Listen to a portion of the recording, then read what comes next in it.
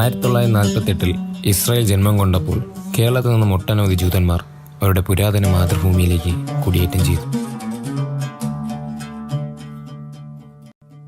കേരളത്തിന്റെ സംസ്കാരത്തിനോട് അലിഞ്ഞു ചേർന്ന് ജീവിച്ച അവർ ബാക്കിയാക്കിപ്പോയ ഒരുപാട് ചരിത്രാവശിഷ്ടങ്ങൾ.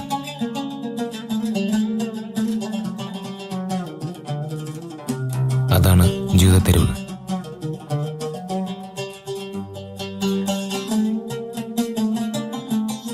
പശ്ചിമ കൊച്ചിയുടെ ചരിത്രത്തിനൊപ്പം ചേർന്ന് നിൽക്കുന്നതാണ് ജൂതത്തെരുവ്. ഇസ്രായേലിൽ നിന്നും കുടിയേറിയ ജൂതന്മാരിൽ വളരെ ചെറിയ വിഭാഗം മാത്രമേ ഇപ്പോൾ ഇവിടെയുള്ളൂ. എങ്കിൽ ഇന്നും എറണാകുളത്തെത്തുന്ന സഞ്ചാരികളെ ആകർഷിക്കുന്ന പ്രധാന ഇടമാണ് ജൂതത്തെരുവ്.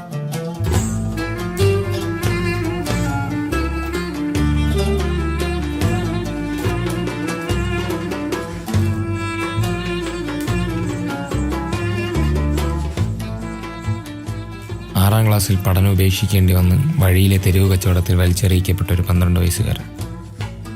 അവന് ജീവിതം നൽകി വീട്ടിലൊരിടം കൊടുത്ത ജേക്കബ് കോഹനോടുള്ള കടപ്പാട് കൊണ്ട് സാറാ കോഹനെ അവരുടെ അവസാന നിമിഷങ്ങൾ വരെ തുണയായും തണലായും കൂടെ നിന്ന താഹ ഇബ്രാഹിം. ഇപ്പോഴും മട്ടാഞ്ചേരിയിലെ ജൂത ചരിത്രത്തെപ്പറ്റി അദ്ദേഹത്തിന് ഒരുപാട് പറയാനുണ്ട്. കൊച്ചിയിലെ ജൂതന്മാരുടെ ചരിത്രം പറഞ്ഞാൽ അവര് വർഷങ്ങൾക്ക് മുമ്പ്, നൂറ്റാണ്ടുകൾക്ക് മുമ്പ്, ചിലപ്പോൾ ആയിരക്കണക്കിന് 1000 വർഷങ്ങൾക്ക് അപ്പുറം എന്നൊക്കെ പറഞ്ഞില്ല ഇവർ വന്നിട്ടുണ്ട്. ഇവരുടെ ആദ്യത്തെ പള്ളി കൊച്ചങ്ങാടിയിലായിരുന്നു, രണ്ടാമത്തെ പള്ളി കടവുംഭാഗം പള്ളി, മൂന്നാമത്തെ പള്ളി ഇത്. പക്ഷെ ഈ കടവുംഭാഗം തെക്കുംഭാഗം ഒരുമിച്ച് വന്നാണ്. പിന്നെ അതിനുശേഷം ഇപ്പോൾ ഒരു 500 വർഷത്തിന് മുമ്പാണ് പരദേശി ജൂതന്മാർ ഇവിടെ കൊച്ചിയിലേക്ക് എത്തുന്നത്. അപ്പോൾ തെക്കുംഭാഗവും കടവുംഭാഗവും തന്നെ മലബാരിക്ക് എന്ന് പറയുന്നത്. പക്ഷെ ജൂതന്മാർ ഇതിലങ്ങനെ മലബാരിക്കൊന്നുമില്ല. അതേ ഒരു 200 വർഷത്തിന്റെ ഇടയ്ക്കാണ് ഈ പറയുന്ന മലബാരി ആണ് മറ്റേന്നൊക്കെ പറയുന്നത്. അപ്പൊ ആ ഒരു താളത്തിലല്ലാതെ ജൂതന്മാരെ കണ്ടു കഴിഞ്ഞാൽ ഇവരെല്ലാം വാണിജ്യത്തിന് വേണ്ടി വന്ന ആൾക്കാരാണ്, കച്ചവടത്തിന് വേണ്ടി മാത്രം വന്നു. ഇവിടെ കച്ചവടം ഡെവലപ്പ് ചെയ്തിട്ട് ഇവർ പോവുകയല്ല ചെയ്തത്. അതിന്റെ കൂടെ ഇവിടെ സെറ്റിലായ ആൾക്കാർ ഇവിടെ രാജ്യത്തിന്റെ വികസനത്തിന് വേണ്ടി എന്തിനും നമ്മൾ പറയാല്ല, കറണ്ട് ഇലക്ട്രിസിറ്റി കൊണ്ടുവന്ന് കൊച്ചി രാജാവും ജൂതന്മാരും കൂടെയാണ്. ഇവിടുത്തെ ബോട്ട് സർവീസ് കൊണ്ടുവന്ന് ജൂതന്മാരുടെ പ്രൈവറ്റ് ആണ് ബോട്ട് സർവീസ്. എറണാകുളത്തേക്ക് ബോട്ട് ഓടിയിരുന്നത്. ഇപ്പൊ സെറാഞ്ചൊക്കെ പഠിക്കാൻ പോയിരുന്നത് സെന്റ് തെരേസസിലായിരുന്നെങ്കിൽ ഇവര് പോകുന്നത് ഈ ബോട്ടിനായിരുന്നു. അപ്പൊ അങ്ങനെയുള്ള ഓരോ വികസനം കൊണ്ടുവരുന്നതിലും ഇവരുടെ ഒരു വലിയൊരു പങ്ക് ഇവിടെ ഉണ്ടായിരുന്നു. അതുപോലെ തന്നെ ഈ മാർക്കറ്റിന്റെ പ്രത്യേകത എന്ന് വെച്ചാൽ ഇത് ജൂതന്മാരുടെ 2 പള്ളിയുടെ ഉള്ളിലുള്ള ഒരു ഭാഗമുണ്ട്. ഇത് കംപ്ലീറ്റ് റെസിഡൻസി ആണ്. ഇന്ന് കാശ്മീരി അല്ലെങ്കിൽ മറ്റുള്ള ആൾക്കാരൊക്കെ ഞാനടക്കമുള്ള ഒരു കച്ചവടം ചെയ്യുന്ന ഒരു മേഖലയാണ് ജൂട്ടോൺ. പക്ഷെ ഇതെല്ലാം നമ്മൾ ചെയ്യേണ്ട ജൂട്ടോൺ ശരിക്കും ആ പൈതൃകത്തെ നിലനിർത്തിക്കൊണ്ട് തന്നെ മട്ടാഞ്ചേരിയിൽ എന്തൊക്കെ ഉണ്ടായിരുന്നു അതെല്ലാം നിലനിർത്തിക്കൊണ്ട്. കാര്യം ഇതില് ഒരുപാട് ചരിത്രങ്ങളുണ്ട്, നമ്മളറിയാത്ത ഒരുപാട് സംഭവങ്ങളുണ്ട്. ഇപ്പൊ നമ്മൾ ഈ ക്ലോക്ക് ടവറിന്റെ അവിടെ പോയ ക്ലോക്ക് ടവറിന് 4 ഡയലാണ് ഉള്ളത്. പക്ഷെ 3 ഡയലേ നമുക്ക് എല്ലാവർക്കും കാണാൻ പറ്റുള്ളൂ. ഇവിടുന്ന് പോകുമ്പോൾ എൻട്രൻസിൽ കൂടെ പോകുമ്പോൾ റോമൻ ആണെന്നുണ്ടെങ്കിൽ ഉള്ളിൽ പോകുമ്പോൾ ഹീബ്രു ആയി, ജൂതന്മാരുടെയായി. നേരെ മറിച്ച് ഡച്ച് പാലാസിന്റെ അടുത്ത് ചെല്ലുമ്പോൾ അവരോടുള്ള ഒരു ആദരവ്, അപ്പൊ എല്ലാവരും ഇവർ റെസ്പെക്ട് ചെയ്യുന്നുള്ളതിന്റെ ഒരു തെളിവാണ് മലയാള ഡയലാണ് എൻ്റെ അകത്ത്. അറബിക് ഡയലായിരുന്നു ഇപ്പോഴത്തെ വശത്ത്. അത് എങ്ങനെ നഷ്ടപ്പെട്ടു പോയി, അത് കാരണം ഇപ്പൊ ആ മതില് എംറ്റി ആണ്. പക്ഷെ ഈ ചരിത്രമൊന്നും പുറത്തേക്ക് അറബിക് ഡയൽ ഉണ്ടാകുന്ന തന്നെ അറിയില്ല. പക്ഷെ എനിക്ക് പഠിക്കാൻ പറ്റിയത് ഇപ്പൊ ഇവരുടെ വീട്ടിൽ ഇങ്ങനെ നടന്നത് കാരണം ഇവരിൽ ഒരാളായിട്ട് ഇവരുടെ മക്കളായി മാറി എന്നൊക്കെ പറയില്ലേ. അപ്പൊ ഞാൻ വരുമ്പോ എല്ലാവരും 70 വയസ്സ് 50 വയസ്സിനൊക്കെ മുകളിലുള്ള ആൾക്കാരാണ്, കുട്ടികളൊന്നും ഇല്ല. അപ്പൊ അവർക്കൊരു കൗതുകം വരുന്നു. ഒരു 13 വയസ്സുകാരുടെ റോട്ടിലെ കച്ചവടത്തിൽ വന്നെ. അപ്പൊ അവരെന്നെ ആദ്യം പറഞ്ഞ് പഠിപ്പിക്കാൻ കൊണ്ടുവന്നില്ല, നീ പഠിപ്പിക്കാൻ പോകുന്ന എന്തിനാണ് ഇത്രയും ചെറുതിൽ വന്നത്. അപ്പൊ ഞാൻ പറഞ്ഞു കുറച്ച് നാളായി പഠിത്തമൊക്കെ നിർത്തിയിട്ട്. അങ്ങനെയാണ് പിന്നെ ഇവിടെ സെറ്റ് ആവുന്നത്. അങ്ങനെയാണ് സാർ എൻ്റെ ഹസ്ബൻഡിനകത്ത് എനിക്ക് സാധനങ്ങളൊക്കെ ഉള്ള സൗകര്യമൊക്കെ തന്നു. പിന്നെ നമ്മളൊരു ശരിക്കൊരു മകനെ അല്ലെങ്കിൽ മകനേക്കാൾ കൂടുതലുള്ള ഒരു ബന്ധമായി. ആ ഒരു രീതിയിലാണ് നമ്മൾ ജീവിച്ചു പോയപ്പോ തന്നെ ഇവിടെ വരുന്ന ആളുകളുടെ എല്ലാ അഭിമുഖങ്ങളും അല്ലെങ്കിൽ അവർ പറയുന്ന ചരിത്രം നമ്മളുടെ മനസ്സിലേക്ക് താന്നു തരും. അത് ജൂതന്മാരുടെ മാത്രമല്ല, ഇവിടെ നിന്നുകൊണ്ട് പോർച്ചുഗീസുകാരുടെ കോട്ട അല്ലെങ്കിൽ കോട്ട പൊളിഞ്ഞതിനെ കുറിച്ചൊക്കെ പഠിക്കാൻ പറ്റി. ഇപ്പോ അത് ഇവിടെ നിന്ന് കിട്ടിയ ഒരു അറിവാണ്. ഇവിടെ നോനന്മാരെന്ന് പറഞ്ഞ ആൾക്കാർ ഒരു സ്പെഷ്യൽ കമ്മ്യൂണിറ്റിയാണ് നോന. അത് പോർച്ചുഗീസുകാരുടെ കപ്പല് പൊളിഞ്ഞപ്പോ നീന്തി കയറിയ ആൾക്കാർ ഒരു ദ്വീപില് ഉണ്ടായി എന്നൊക്കെയാണ് ഇവർ പറയുന്നത്. അപ്പൊ അതില് ആൾക്കാർ ഇവിടെ സർവന്റ് ആയിട്ട് വന്നിട്ടുണ്ടായിരുന്നു.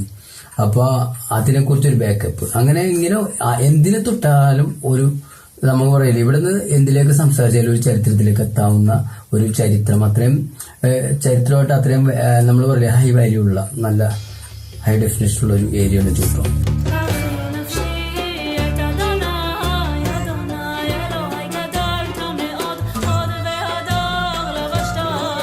ബാക്കിയുള്ളവർ മാതൃഭൂമിയിലേക്ക് പോയപ്പോഴും എൻ്റെ സ്വന്തം നാടും വീടും ഇവിടെയാണെന്ന് ഉറക്കെ പ്രഖ്യാപിച്ചുകൊണ്ട് ജീവിച്ചു മരിച്ചേർത്ത 2 പേർ, സാറാ കോഹനും ജേക്കബ് കോഹനും.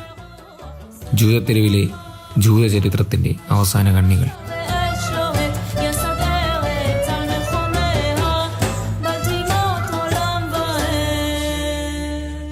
ശില്പങ്ങളുടെയും കരകൗശല വസ്തുക്കളുടെയും ചിത്രങ്ങളുടെയും വാസ്തുവിദ്യയുടെയും ഒരു മാന്ത്രിക പർദീസ.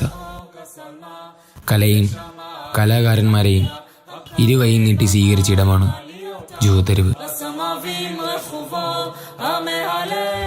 എൻ്റെ പേര് ഒളിക്സ് പൗലോസ് എന്നാണ്. ഞാനൊരു ചിത്രകാരനാണ്, ശില്പിയാണ്. ഏകദേശം 20 വർഷത്തോളമായിട്ട് ജൂ ടൗണിൽ, മട്ടാഞ്ചേരിയുടെ ഒരു ഭാഗമാണ് ജൂ ടൗൺ. ഈ ജൂ ടൗണിൽ ഞാനുണ്ട്. ഇവിടെ ജൂ ടൗണിനെ പറ്റി പറഞ്ഞാൽ ലോകരാജ്യങ്ങളിൽ നിന്ന് മുഴുവൻ ടൂറിസ്റ്റുകൾ ഇവിടെ വരികയും അവർ കൂടുതൽ വരുന്നത് ഇവിടുത്തെ കൾച്ചർ, ഇവിടുത്തെ ആർക്കിടെക്ചറൽ ബ്യൂട്ടി, അതുപോലെ സംസ്കാരം, കല ഇതൊക്കെ പഠിക്കാനും അത് കാണാനും ഒക്കെ ആയിട്ടാണ് ഈ ആൾക്കാർ വരുന്നത്.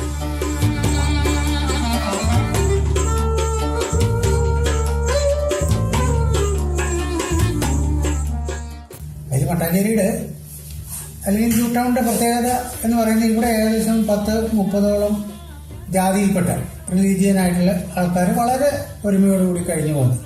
അത് ഒരു ഭാഗത്ത് മത്സ്യമാംസാദികളൊന്നും കഴിക്കാതെ ജീവിക്കുന്ന ആൾക്കാരും, ഒരു സൈഡിൽ ഒരു റോഡിന്റെ മറുവശത്ത് വളരെ പ്യുവർ വെജിറ്റേറിയനായിട്ട് കഴിയുന്ന ആൾക്കാരുണ്ട്.